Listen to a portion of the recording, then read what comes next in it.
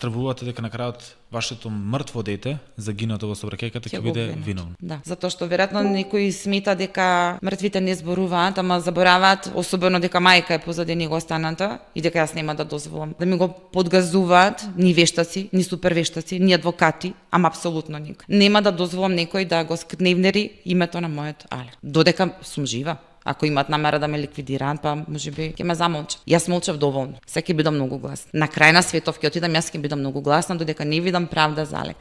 Бидејќи таа не се свести 4 години што направи. Еве јас ќе помогнам. Знаете ли какво е чувството на секое појавување во судници кога се сочувам со нејз? Кога морам нејз да ја видам. Кога ја гледаш единствената причина зашто моето дете е под земја. А таа ладна, без емоции, без ви кажувам никаков обид за пристап да ни приде на нас како на родители. 4 години цели до утре. И на 2 пати јас ја слушнав, не сум виновна. Јас таа ништо не зборува. Веројатно така подучен од незиниот Љупчо Мицевски да се брани со молчење, затоа тој поприлично не бира средства како ќе ја брани.